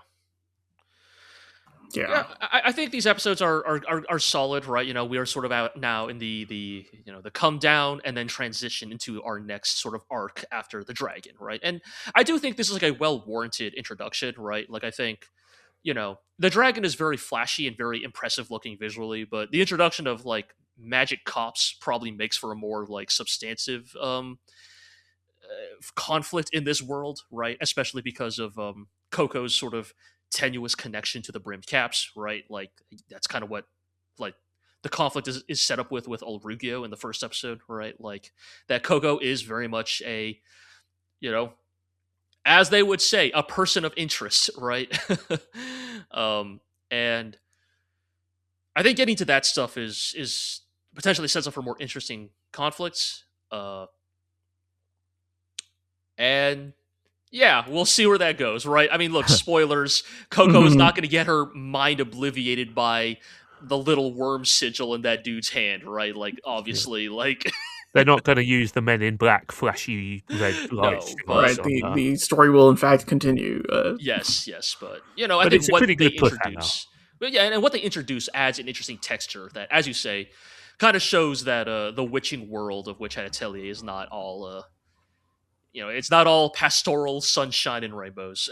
Yeah, I think the thing which has compelled me the most about kind of the storytelling and the setting so far is sort of this the rules and sort of the rituals that are surrounding the idea that all of these powerful magic users bound themselves to this very restrictive code of conduct, you know, and how effective that is in real life, right? Because we already know that the brimmed caps don't abide by it, but you set a rule, you set a whole bunch of things where the only restriction is the honor system. People are going to be bending and breaking rules all over the place for both good and ill reasons. I think that is the tension, which has been the most interesting thing so far. Yeah, even in this episode, the kind of interesting details that the Knights of Morales don't show up because of Coco. They initially show up because they're like, hey, Kiefer's using that water sword again. There was a big old splash that shouldn't have been there. Yeah, so initially they're actually investigating something entirely different. And I think that shows that even Kiefer very obviously exists in sort of a position of tension in this world order, right? Right, and we have been, as we've been watching, we've been joking and quipping about all the ways you could get around a prohibition on using magic on the human body, right? That there are loopholes the size of like railway tunnels you could walk through. Very much so. I very much feel like that at some point that's going to become an in-universe thing as well, right? Like, where do you draw the line at that point? Yeah. Yeah, I mean, again, right? Like, if your stated goal, the honor system we all abide by, is that magic is to be used for the people. Yes. There are a lot of ways to justify that. Exile. What if a dying child wanted to say the N-word? Yeah. Okay. Well, let's keep moving along, and we'll talk about Digimon Beatbreak. Did anything wild happen in these two episodes? What international crime was committed this week? We've scaled back a little bit from the Joker doing 9/11, but Idol called a bunch of fans to his house to predate upon them. Yes, but literally, because he was also an evil vampire this time. Sure. Yeah, I mean, I was mostly disappointed that they took the coward's way out there and just had the girl member of the team dress up when they could have dressed the male members up as girls and had them infiltrate it. Come on, what? Yeah. You're missing that. Anyway, they defeat the vampire by shooting him with a silver bullet, which they then immediately point out that's not how you kill vampires, but it works anyway because wrong animal, wrong monster. Yeah, I was so The vampire dude is Vamdemon / Myotismon, who was one of the big bad guys in the original Digimon adventure. And I was really disappointed that when he did, he's I'm going to shoot loads of bats at you. They did not do it in authentic 1999 CGI, but perhaps that was a joke a little too far.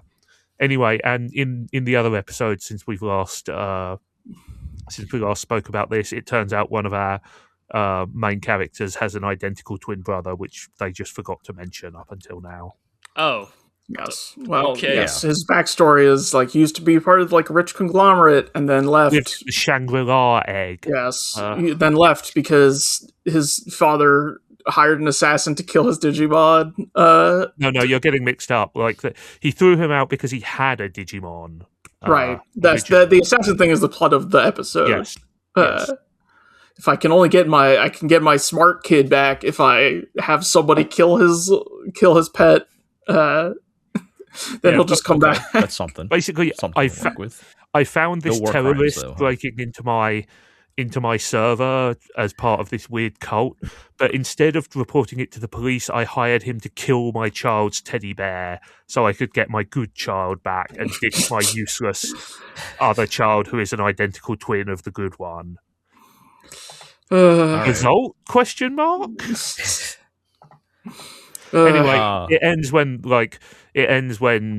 the our main character gets really pissed off, and his cute little bat Digimon evolves into a jet fighter that's basically just a Macross Valkyrie. It has As feet one and everything. does. Yep. I'm gonna post here our new Digimon, Scourge Kirapamon. It looks even stupider in high definition art. You know, like the kid literally lays down and pilots it in the cockpit. Yes. Oh, is it just a drone? It shoots missiles with little bat wings on them. Sure. Just Digimon continuing to be Digimon, right? Yeah, I mean, that's just a Valkyrie.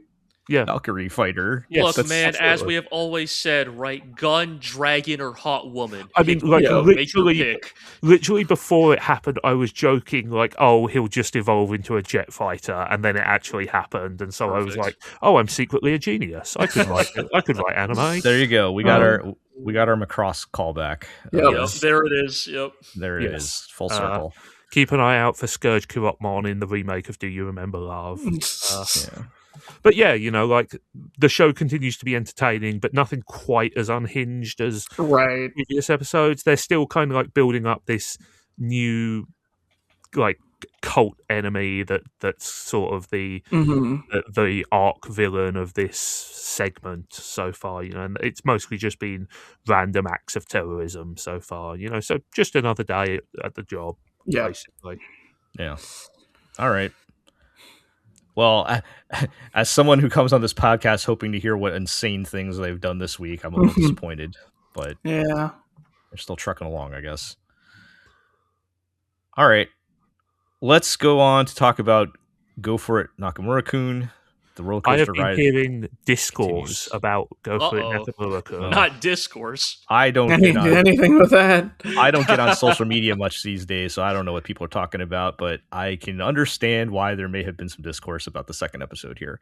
The first episode was pretty fun. It brought back my favorite character, the Occult Club girl, who is just like a cartoon character. I mean, that character archetype is just fun because it's the same character in every anime. And we also see a little bit. We've met him briefly before, but we see I guess it's the cinema club. There's the president who wants to make a movie, and they're both fighting over Nakamura-kun joining their club because nobody wants to join their club. And it's kind of fun because normally we see Nakamura sort of freaking out inside of his head and dealing with his own problems, but in this situation, he just does not care about either one of these people whatsoever and wants nothing to do with them. So he's just deadpan. No, I don't want to do this. And he gets to kind of play the straight man a little bit in this episode, right? Comedy wise. Yeah, I was going to say metaphorically speaking. While he's surrounded by these much wackier characters, so it's pretty fun. They do the thing where I think they're on summer break at this point, but the occult club wants to investigate ghosts in the school, but the cinema club wants to film a movie, so they join forces to basically film them while they're looking for ghosts in the school at night. And of course Nakamura sees this as an opportunity to hang out with his crush Hirose, and maybe Hirose will get scared and lean onto him or something. I don't know. Yeah, as we're going to see in the next episode, and as we've seen previously, Nakamura is kind of a creep. So there is a very good joke at the end of this episode where inevitably the ghost that they see is their teacher or whatever, right? Sure, but teachers who just live in the school after dark. Yeah, so toward the end, Hirose, they're running away from what they think is the ghost, and Hirose grabs Nakamura's hand. He's like, "Oh my god, I can't believe we're holding hands," or whatever. And they continue to hold hands all the way up to when they meet up with everybody, and then as everything is cleared up and the everyone's walking away to go home, Hirose walks away and he's like, "Oh yeah, we'll see you later, Nakamura," and is waving goodbye and walking away. The classic. Nakamura still has somebody holding his hands, and then he looks down. He's like, "Wait, the ghost was real," and then they just end the episode. That's a Yakuza sub story. So that was a pretty good. That's a Scooby Doo ending. So that episode was pretty fun. I enjoyed that one. The second episode is probably the one that people are talking about. Zig, I'm assuming. As I have stated, Nakamura's kind of a creep. Hello, welcome back to the GLORIO chat, where unexpected technical catastrophes have caused the absence of our dearly beloved leader Gel.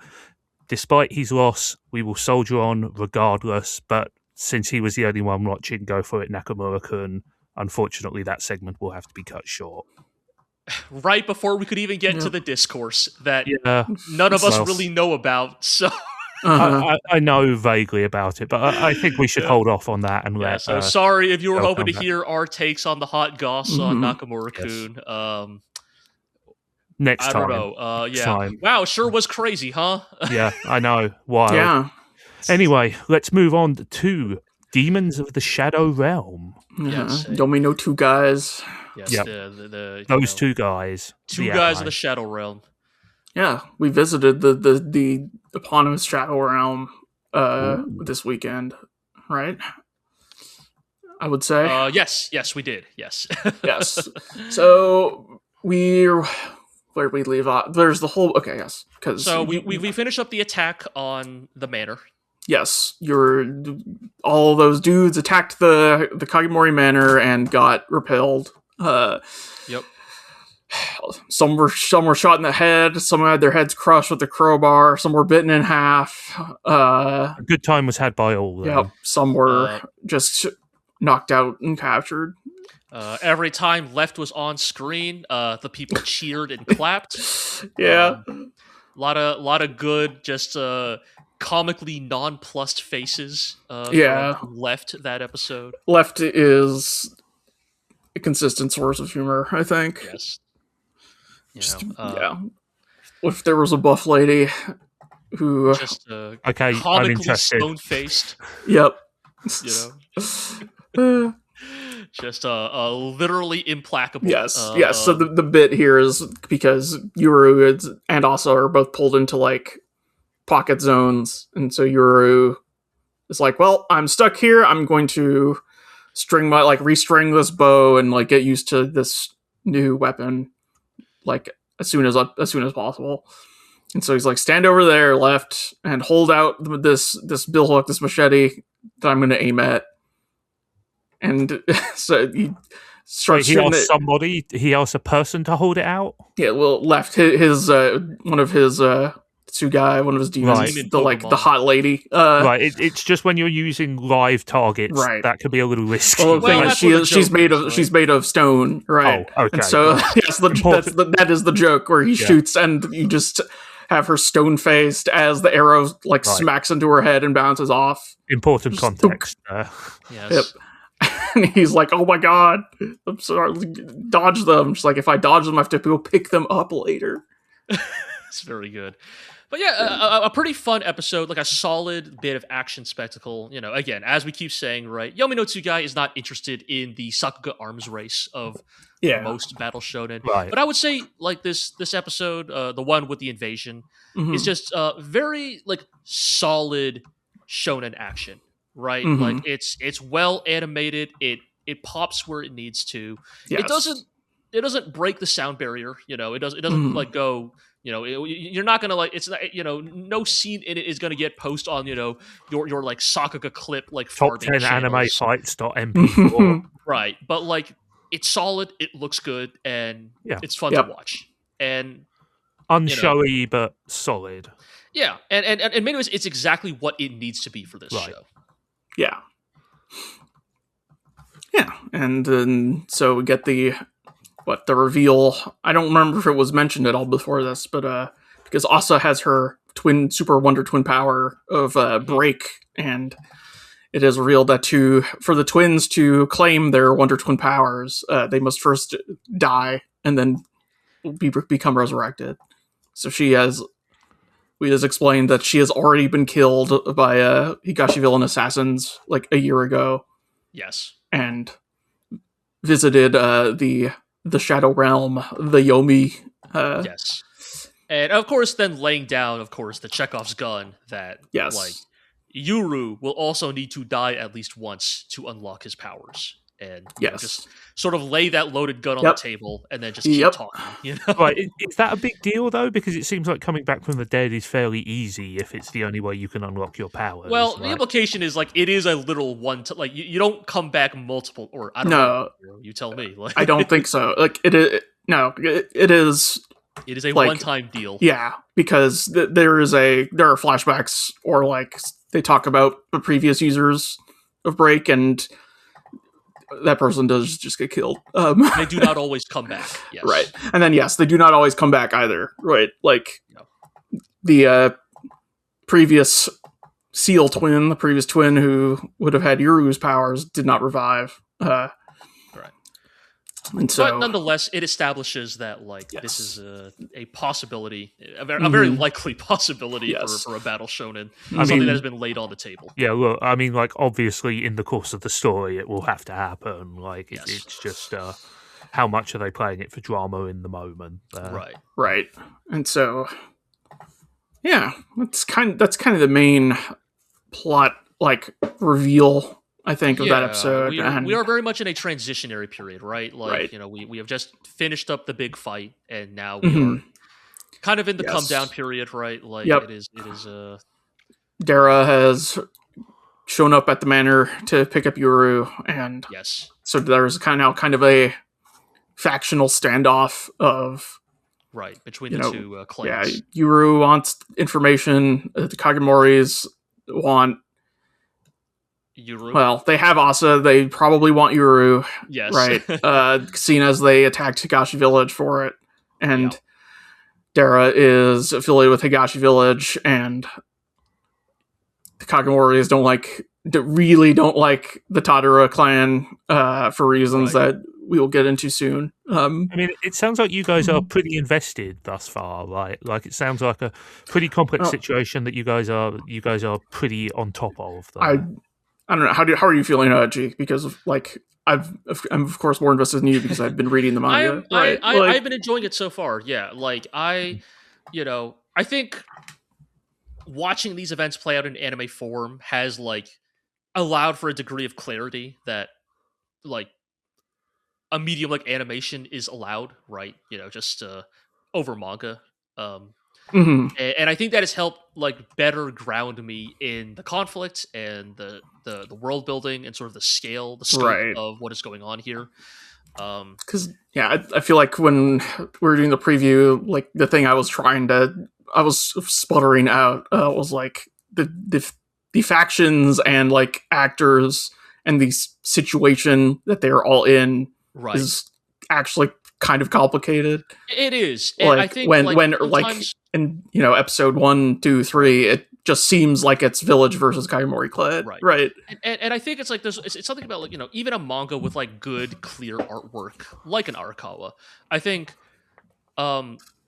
being black and white and being a stationary medium just means that it is inherently more difficult to convey concrete information in manga sometimes. Yeah, because you have to. You literally have to connect the dots between panel to panel, right? There is less of a continuous... Right, in a very real sense, the skill in cartooning is to minimize the disruption from panel to panel. Right? And I would say Arakawa was quite good at that, but even for someone of her caliber, I found at times, before I fell off, that reading, Yomi no Tsugai, I would actually sometimes have those gaps where I'd be like, wait, which family are we talking about? Wait, which clan do you belong to?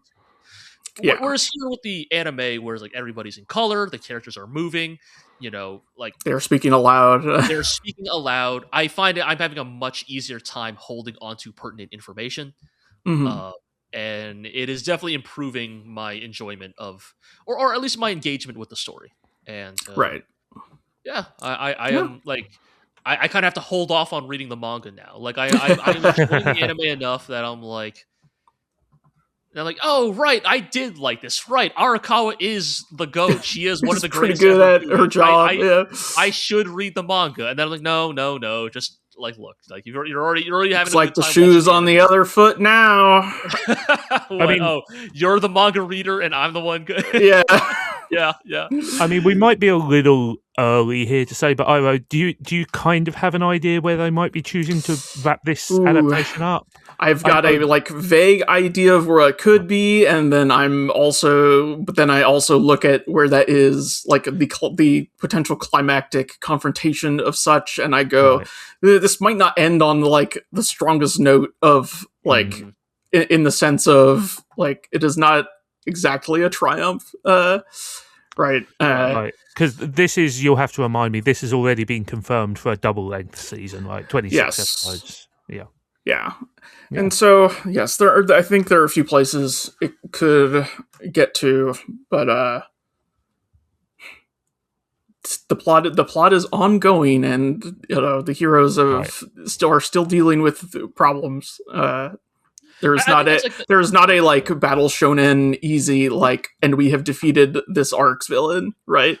I think if you have any like sort of like, not easy criticism of Yomi no Tsugai, but maybe just like an easy thing to point out is like, even now, the show very much still feels like it is in the fact-finding stage. If that makes sense, right? Like, there's still not really like, you could potentially still not have a very like firm grasp of what the actual conflict is in this story, because it feels like we are still setting up the game pieces, right?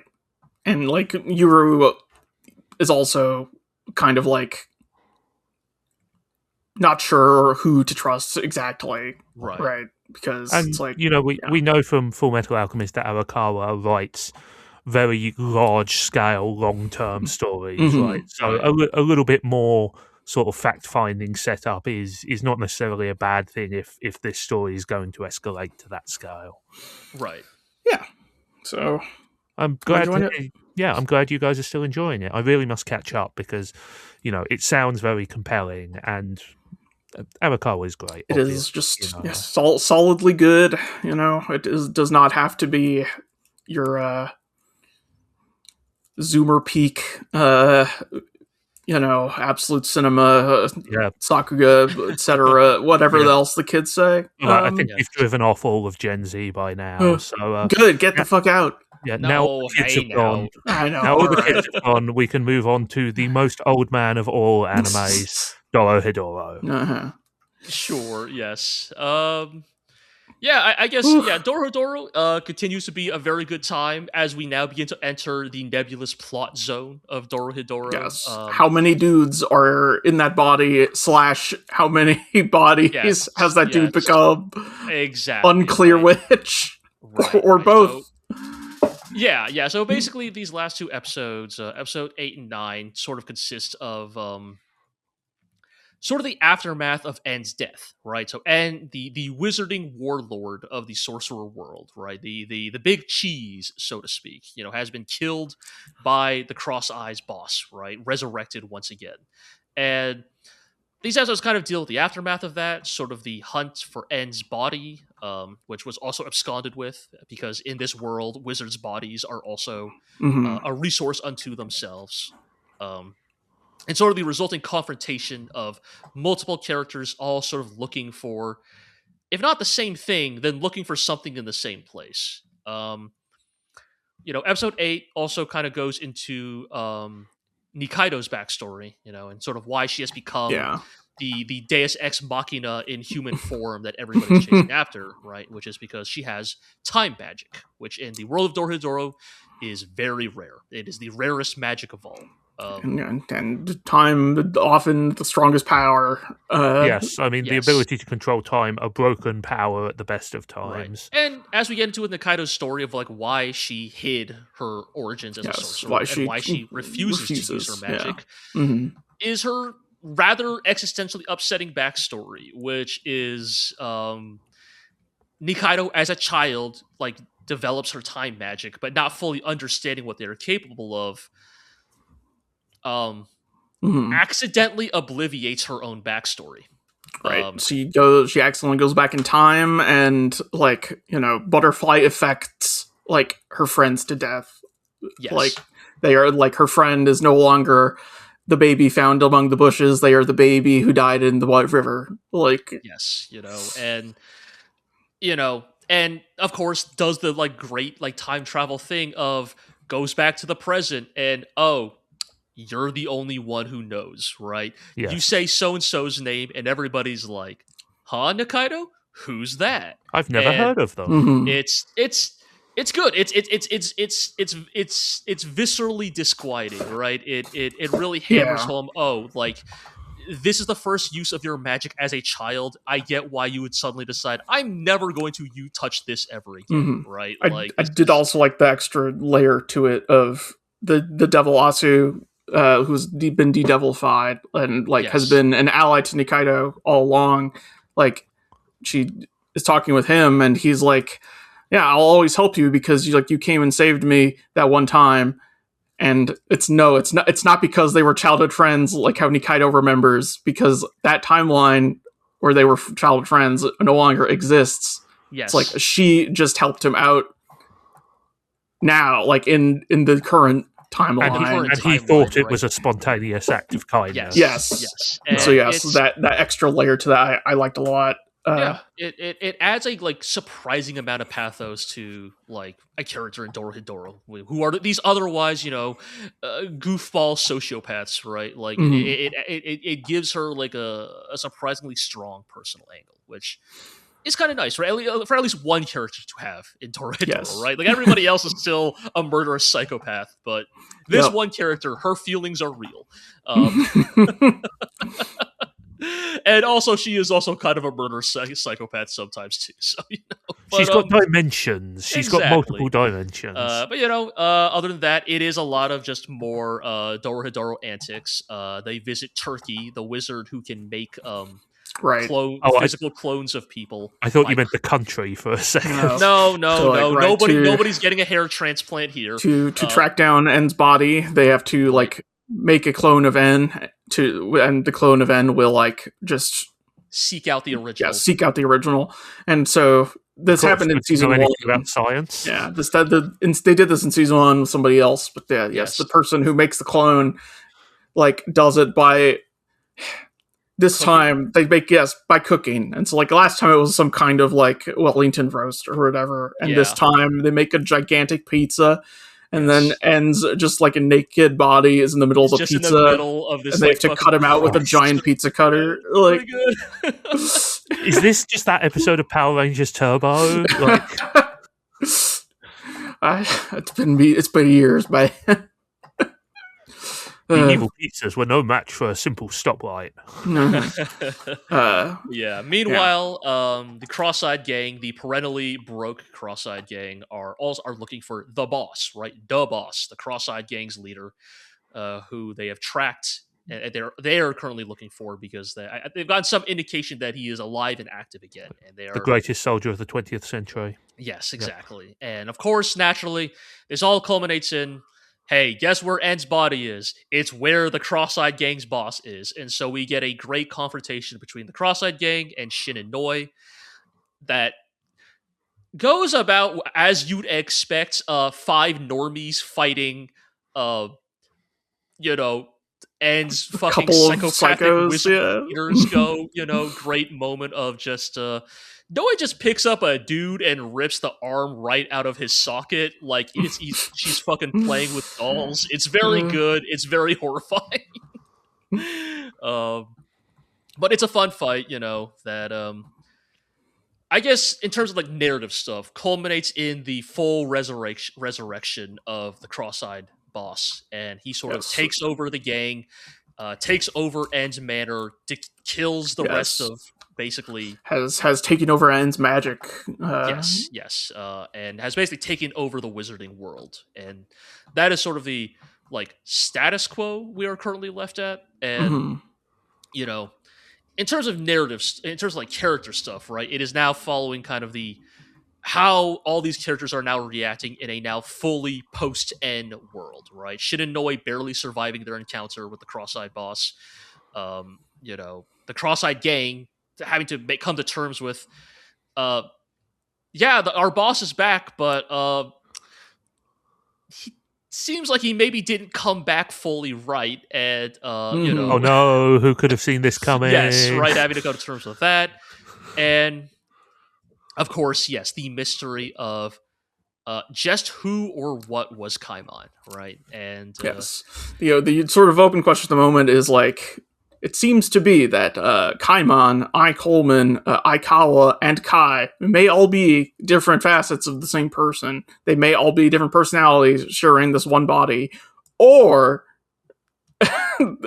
there are 4 dudes running around, and it's, or, less than 4. Any combination of these 2 things. Right. And it is deliberately unclear. Yes. Or there might be one person who is extremely crazy. Right, exactly. That's what I'm saying. Exactly, yeah. Right. Either these are all personalities in one body, or it's multiple bodies, or both.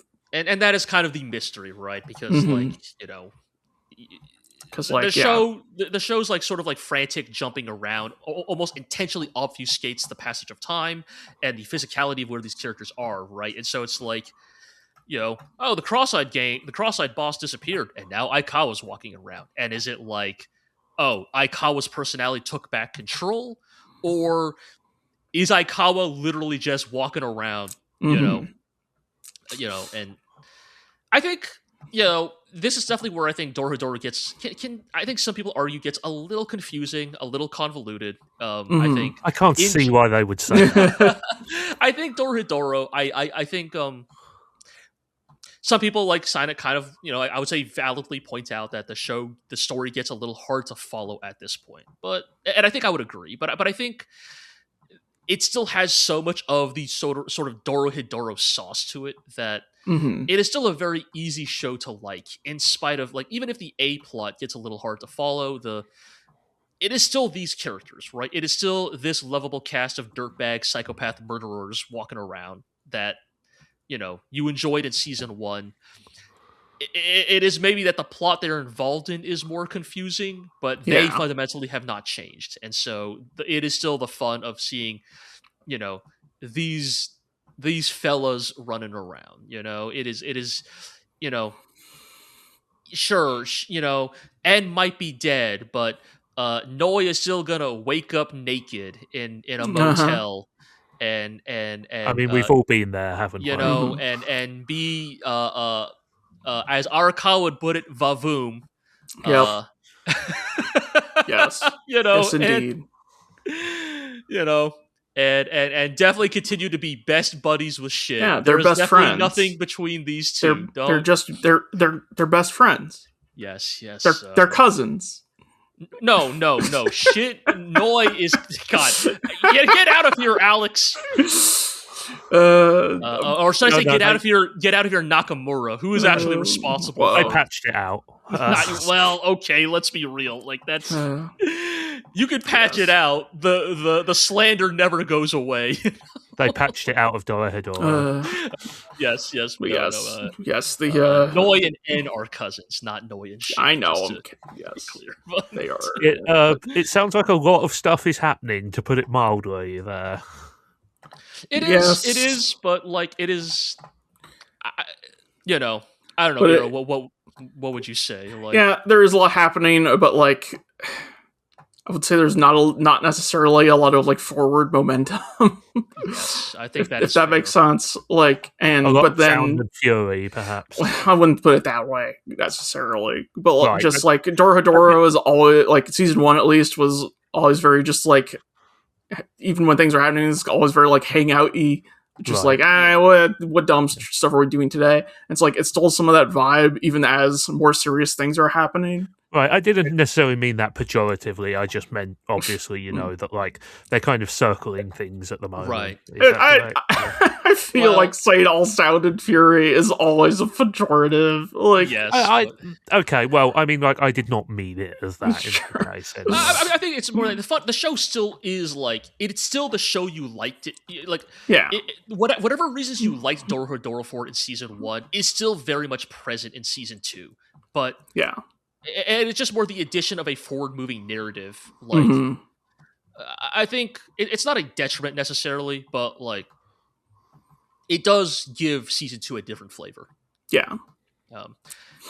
Still some great moments. Shout outs to the moment where, like, after the Cross-Eyed Gang takes over N's mansion, and they do what any proletariat revolutionary does after toppling the working class, toppling the ruling class. They loot the manor, and so they're beginning to loot N's mansion for all its valuables and goods. And there's a very good bit where Natsuki, one of them, was like, "Hey guys, look, I found something really crazy," and they find N's fucking like Fort Knox vault full of gold bars and jewels, and the Cross-Eyed Gang, who have been, again, broke this entire time, are like completely stone-faced at it.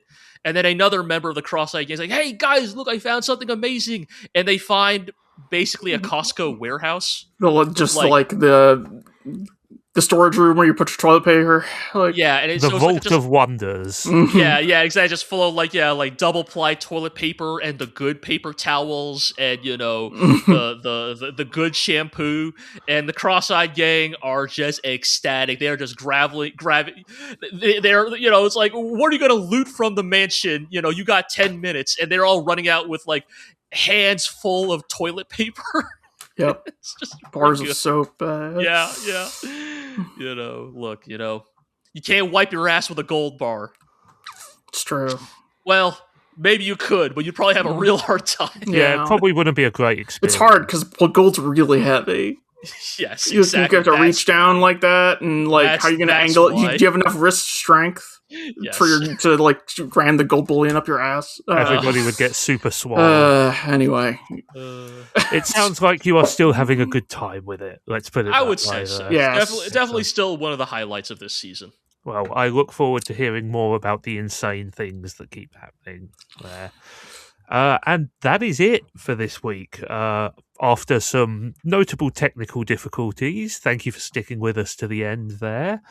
Let us know your thoughts on the ongoing season there. If you have ever been overcome by your carnal desires, let us know in the comments there.